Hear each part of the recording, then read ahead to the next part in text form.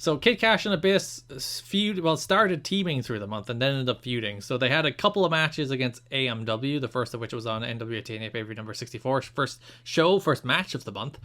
Pretty good match. Yeah, there was a real cool spot where Abyss was sitting in the corner and Kid Kash climbed his shoulders, then did a moonsault off of Abyss's shoulders onto Chris Harris. Would you like to read one of my great notes for this Sure. match? Kid Kash looks like an evil Jeremy Renner. You know, the long hair like obscures it, but thinking about their faces, I see it. I was really thinking like late era Kid Kash when he returned to Impact with the short hair, but he does look like evil Jeremy Renner.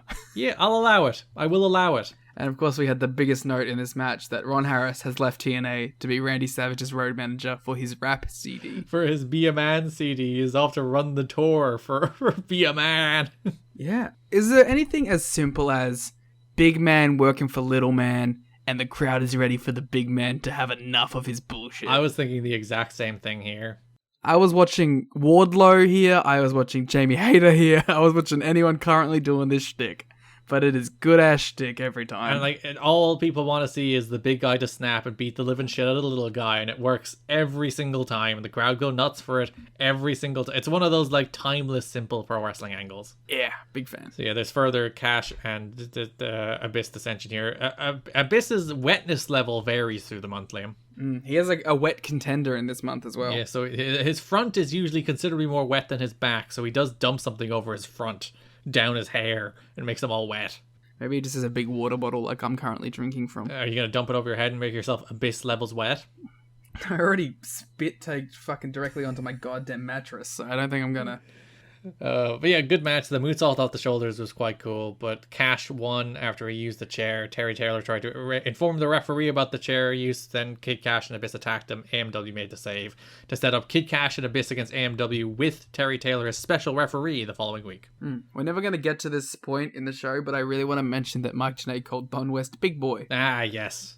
It's his affectionate little name for him as well. Yeah, it's a fun little notch.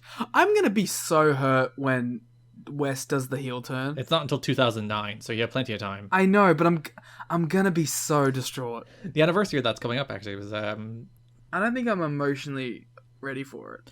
I did notice this month while I was watching these shows, every time they cut to the announcers at the start of the show, there's usually the opening match and then they cut to announcers to welcome everybody. Mike Tenay, every single time, nearly, not every time, but 9 times out of 10, and he says, "And hello once again everyone from ringside." Every single time, to the degree that I spent half an hour making a supercut of "and hello once again everyone from ringside" while watching one of these shows. I was I'm supposed to be watching it. It's no, I've heard this enough that I have to put 40 of them together into a single video. Actually, I'll put the video clip of Mike Tenay's "and hello once again everyone from ringside" right here, so you can hear Mike Tenay say it 40 different times.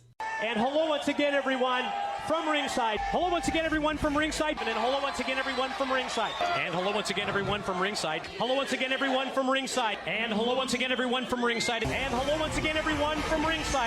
hello once again everyone from ringside. And hello once again everyone from ringside. And hello once again everyone from ringside. And hello once again everyone from ringside. And hello once again everyone from ringside. And hello once again everyone from ringside. Hello once again everyone from ringside. And hello once again everyone from ringside. And hello once again everyone from ringside. And hello once again everyone from ringside. Hello once again everyone from ringside. And hello once again everyone from ringside. Hello once again everyone from ringside. Hello once again everyone from ringside. And hello once again everyone from ringside. And hello once again everyone from ringside. And hello once again everyone from ringside. Mike Tenay and Don West. I do wonder, I clearly have verbal tics like that. I'm sure some of the listeners can tell me about some of them. So if either me or Liam have verbal tics that we don't notice, but you clearly do, let us know on Twitter at TNA History Pod. Let us know our and hello once again from ringsides. We know mine. I can't. What's yours? Oh, remember we had a whole bit about it. We were talking about how well, it's I say a lot of ums, but we're talking about how I said the same thing over and over again, but I can't remember what it was now. And I'm not gonna ums and likes and those are filler phrases. Everyone uses those, but stuff like "and hello once again from ringside" is one of those things that's just ingrained in Mike Tenay's brain. He probably just reflexively uses every week. I'm sure we all have them. I mean, anyone who records hours of content, I'm sure has them. Has those fallback phrases that your brain just goes to. So AMW NWA-TNA pay-per-view number 65, October 8th, faced Kid Kash and Abyss in a rematch with Terry Taylor as special referee. Which is some bullshit, first of all. Don West on commentary was like, Terry Taylor's a veteran, and he's a professional, and he will not screw Kid Kash and Abyss. And he did. He absolutely did. He totally screwed them. Yeah, it seems unfair. Kid Kash rocking the heel section shirt. Was he? Yeah, he came out with a heel section shirt. I did notice he wore a Violent by Design shirt on one of these shows. Wow. The original member. The long-term foreshadowing of the 2020 TNA stable. Hey, EY was booked this month too. Yeah, EY saw that shirt and it just like the idea just sat in his brain for borderline 20 years. I like that he's their guy. And I like that the guy who like gets off on beating women is the heel section guy. That's the person you want to champion, isn't it? A good little match, actually. I like this match. Yeah, it's your usual good little AMW match. AMW really are the best. They're such a great tag team. So yeah, usual chair spots, ref bumps. So and then eventually AMW won with a super kick into a chair, which Terry Taylor was looking right at, He didn't give a shit. allowing AMW to cheat. Then of course we get Wardlow turning on MJF. We get the big moment. So Kash berates Abyss for the loss. Kash slaps Abyss. He's shouting at him, but then Abyss slaps him back. Kash low blows Abyss to try and cut him off, but Abyss fires up, hits him with a backdrop, goes to the Black Hole Slam, but Kash bails out, which you didn't like. Yeah, I always think that you should give them the big moment, just because it's the big turn. It hits them off right, gets the crowd right into them. Like I guess it's a little more different with Abyss because he has like the one big move at the time. But like I was equating it to Wardlow, and it's like I think I agree with you where like Wardlow shouldn't hit the knee or anything, but he should definitely hit MJF with a powerbomb straight No, up. you see, I disagree. I think MJF being hit with the powerbomb by Wardlow is the moment. Oh yeah, you know what? Actually, he should. I take it back. He should powerbomb literally everyone else in the Pinnacle like 12 times. Yeah, like I suggested that in the watch-along, and you gave out to me. No, I think in my head, I just imagined him like taking them out, which isn't fun. But I think because his gimmick is specifically guy who hits a bunch of power bombs, he should definitely hit a bunch of power bombs. Yeah, he should take out every single person in the Pinnacle. He should powerbomb them all, and then MJF should get away. And the moment is when he powerbombs. Just like the moment here is when Abyss finally hits the Black Hole Slam, which he doesn't do. Because like he gets the firing up, he hits him with the backdrop, he is running wild, then the classic Abyss. A backdrop that almost went real bad, by the way. Yeah, like Kash nearly didn't rotate, so he basically went up and nearly came straight back down in a way that would have been very, very bad, but it more or less worked out. Yeah, but thank God we got the turn. I'm excited for this Abyss singles run now. It's weird that he doesn't really go babyface after this, even though he's obviously the babyface in his feud with Kash. He goes babyface against Kash. So we have the first of two Kid Kash and Abyss matches for the month. NWA-TNA pay-per-view number 66, October 15th. We got Kid Kash facing Abyss. Abyss wins with a Black Hole Slam. I like the shock treatment. Oh, it's a great move. I understand why nobody does it, because, listen, you're dropping on your ass every night. It's going to absolutely shatter your spine. You should only do it if you have a thick dumper. But especially a guy the size of Abyss, like dropping down on his ass with a guy on his shoulder, like that's so bad for you. Yeah, that can't be good. Compressing your spine, compressing your ass, breaking your back. It's not a good move to do. This is the night where Kid Kash delivered the line in a backstage promo. I not only beat women, I beat legends. Yeah, I mean, at least like it's comedic now again, I guess.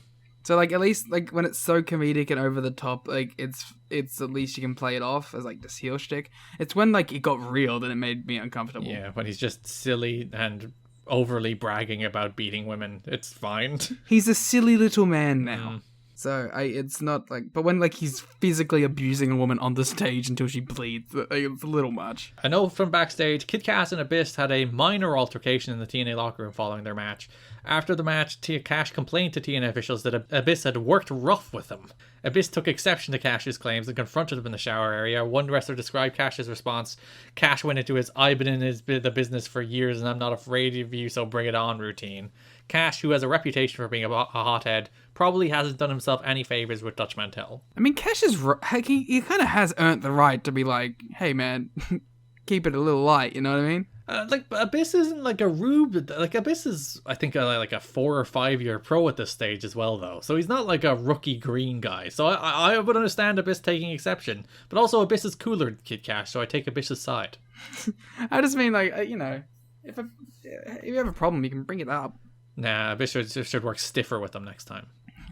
Yeah, I do like that the response to this from the booking perspective is, yeah, let's put him in a hardcore match. Let's give him a chair and let him sort out how soft they're going to be. One of them has to bleed. Following week, October 22nd, Kid Kash defeats Sanjay Dutt. Kid Kash beats up Sanjay after the match. Abyss makes the save. Sanjay crawls up on Abyss being like, hey, thanks, but then he gets black hole slammed by Abyss. Yeah. But debuting Sanjay, we'll talk about that more in a second. No, he debuted in the tag. But that's what I mean. We're mentioning him here, that this is the first that we are mentioning Sanjay, but we'll talk about Sanjay's actual debut in a minute. And then last show of the month, we had a steel chair on a pole first blood match between Abyss and Kid Kash. I enjoyed this. It was good for what it was. It went a little long. I mostly liked it because of the post-match angle, I think. Yeah, this is where Kid Kash had his Violent by Design t-shirt. There was a double rotation black hole slam in here. It wasn't like a real good one, but it was still a double rotation black hole slam, so I can't give out.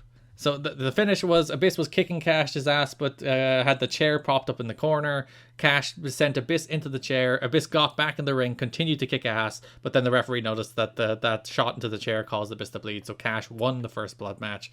Abyss, this is actually some long-term TNA storytelling here, Liam. Abyss went absolutely nuts at the sight of his own blood, kicked ass, destroyed security, wanted to kick some more of Kid Kash's ass.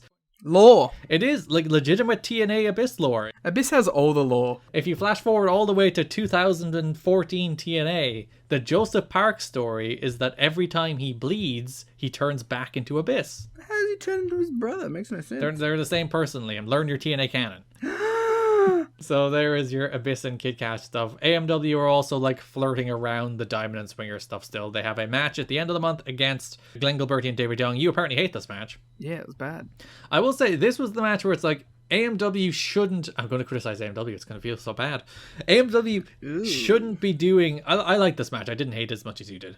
But I will say that I reached the point where it's AMW do their formula match for every match, where they do the ref bumps, they do the interference spots, they do the foreign object. I'm you shouldn't be doing that for every match. You shouldn't be doing that for a basic ass tag match against Glenn Gilberti and David Young. I'm fine for your big blow-offs. I'm fine for your matches against the New Church or your matches against Triple X to have that. But when you're having a bog standard TV match against David Young and Glenn Gilberti, and they also, we should mention the Naturals debut this month as well. AMW wrestled the Naturals, Andy Douglas and Chase Stevens as well this month. So those two matches, they do the full AMW formula. It's no, just go out and have a normal little tag match. I just want to give a quick shout out here. You just reminded me. FTR straight up doing an AMW formula tag match with Punk and Mox. Down to the ref bumps, everything I mentioned, the ref bumps, the interference, the foreign objects, the kicking out of the interference. That was the most AMW ass tag match I've seen in a very long time. Well, and the move. Well, they did an actual death sentence, but that's is it a Rock and Roll Express move or a Midnight Express move? They did the... Yeah, in that match, it was a goddamn AMW finish. Yeah, the way that match was structured, they were doing a death sentence. They were doing nothing else. Yeah, I remember watching it and being me and you just being holy shit, they're working an AMW tag match here. No, I said it to you, and then you were oh, Mister, everything is NWA-TNA related, and then you just in brackets, you're not wrong. Yeah, I was you're 100% right, but I gotta give out to you for constantly comparing things to NWA-TNA. But it totally was in a tremendous match too. Especially because they were working Punk, who worked NWA-TNA. So Punk, I hope it was Punk who's let's do an AMW match. I think old Dax and Kash were watching some AMW tapes over the week. What an AMW match. So AMW have two matches at the end of the month. One against the Naturals, who are Glenn Gilberti's hand-picked opponents, where the Naturals win, Eric Watts comes out, restarts the match. I like that way more than you. The Naturals AMW match? Yeah. I thought it was fine. I liked it. I thought this was a good little AMW banger. And then the last match of the month, which is Young and Gilberti against AMW. Which was me. But yeah, the Naturals will be a reoccurring force in the TNA Tag Division. Andy Douglas, Chase Stevens will be... Forever. Well, for 3 years. But they will be generational rivals of AMW for a little bit. Cool.